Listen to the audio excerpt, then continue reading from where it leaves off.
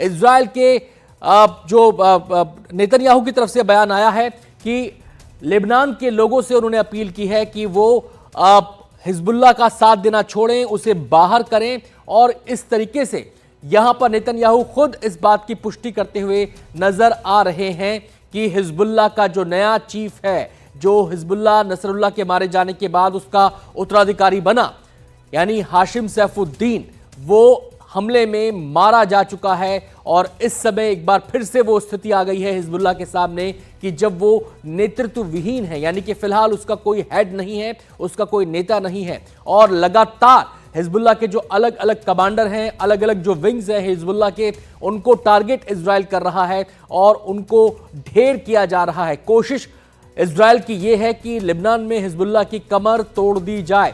Netanyahu के इस बयान के बाद अब यह पुष्टि हो गई है कि हिजबुल्लाह का जो नया चीफ है वो मारा गया है और युद्ध लंबा चला तो गाजा जैसे हालात हो जाएंगे, ये बातें कही हैं। क्या कहा है नेतन्याहू ने, आपको सुनवाते हैं। This is a message to the people of Lebanon. Do you remember when your country was called the Pearl of the Middle East? I do. So what happened to Lebanon? A gang of tyrants and terrorists destroyed it. That's what happened. Lebanon was once known for its tolerance, for its beauty. Today, it's a place of chaos, a place of war. Israel withdrew from Lebanon 25 years ago. But the country that actually conquered Lebanon is not Israel. It's Iran. Iran, which finances and arms Hezbollah to serve Iran's interests at Lebanon's expense. Hezbollah has turned Lebanon into a stockpile of ammunition and weapons and a forward Iranian military base. Israel has a right to defend itself. Israel also has a right to win, and Israel will win. We've degraded Hezbollah's capabilities. We took out thousands of terrorists, including Nasrallah himself, and Nasrallah's replacement, and the replacement of his replacement. Today, Hezbollah is weaker than it's been for many, many years. Now you, the Lebanese people, you stand at a significant crossroads. It is your choice. You can now take back your country. You can return it to a path of peace and prosperity. तो Netanyahu यहां पर Lebanon के लोगों को समझाते हुए कि एक जमाना वो था जब लेबनान मिडिल ईस्ट में हीरे की तरह चमकता था, लेकिन आज देखिए हालात क्या हो गए। सीधे सीधे वो ये समझा रहे हैं लेबनान की जनता को कि हिजबुल्लाह का साथ देना वो छोड़ दे, वरना हालात और बुरे हो सकते हैं। हमारी सहयोगी कादम्बनी शर्मा हमारे साथ जुड़ गई हैं तमाम पहलुओं पर बात करने के लिए। सीधे कादम्बनी का रुख करेंगे। कादम्बनी, आपसे जानना चाहते हैं कि आपको ध्यान होगा 3-4 दिन पहले हिजबुल्लाह पर बड़ी स्ट्राइक की थी आईडीएफ ने, और उस समय से कयास लग रहे थे कि सैफुद्दीन मारा गया है, लेकिन पुष्टि नहीं हो पा रही थी। क्या उसी हमले के संदर्भ में नेतन्याहू ये बात कह रहे हैं? बिल्कुल उसी हमले के संदर्भ में कह रहे हैं, और अभी तक हिजबुल्लाह की तरफ से कोई पुष्टि इसके बारे में हो भी नहीं पाई है। लेकिन इजराइल जो है वो 2 दिन से ये कह रहा है, 2 से 3 दिन से, कि जिस तरह का हमला हुआ है कि वो मारा गया है। लेकिन अब जो हाईएस्ट लेवल पे इजराइल के पीएम जो है वो कह रहे हैं कि नसरल्लाह का सक्सेसर जो है, उत्तराधिकारी जो है हाशिम सैफुद्दीन, वो मारा गया है, उसका सक्सेसर भी मारा गया है। तो एक तरह से ये साफ बता रहे हैं कि हिजबुल्लाह को वो बिल्कुल तहस नहस करके छोड़ेंगे। यहाँ पर जो उन्होंने कहा है, उन्होंने सीधे सीधे लेबनान के लोगों से अपील की है।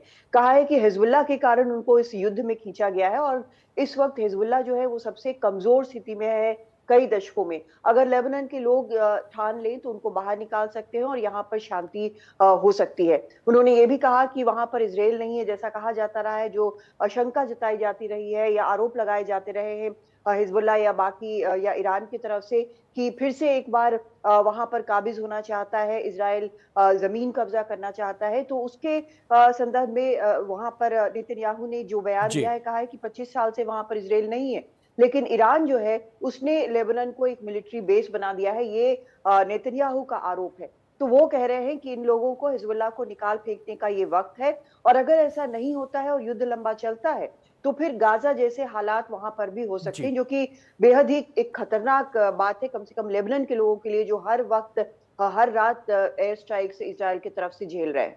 जी कादम्बनी, पिछले कई दिनों से जब से युद्ध शुरू हुआ है, चाहे इजराइल हमास पर हमला करे, चाहे इजराइल हिजबुल्लाह पर हमला करे, एक आरोप जो विरोधी हैं इस युद्ध में इजराइल के वो ये लगाते हैं कि महिलाओं को भी नहीं बख्शा जा रहा, बच्चों को भी नहीं बख्शा जा रहा, उनकी भी मौत हो रही है इन हमलों में। तो एक तरीके से लोगों से ही आह्वान करके वो जो नैरेटिव सेट करने की कोशिश है नेतन्याहू, उसको भी कहीं ना कहीं टारगेट कर रहे हैं। बिल्कुल, वो कोशिश इस बात की कर रहे हैं कि वहाँ पर लोगों को एक अलग आइडेंटिटी की तरह हिज़्बुल्लाह और लेबनान को वो दिखाने की कोशिश करें। लेकिन अभी ज़मीन पे जो हालात हैं, वो ये है कि लेबनान में भी ये लोगों को लगता है कि उनकी ज़मीन पर एक बार फिर से इज़राइल कब्ज़ा करने की कोशिश कर रहा है, अंदर आने की कोशिश कर रहा है, और जो एक फ़ोर्स है, जो उनसे लोहा ले रही है, वो हिज़्बुल्लाह के ही लड़ाके हैं। क्योंकि लेबनान की जो फोर्स है वो उस तरह से ना तो इक्विप्ड है ना उतनी मजबूत है।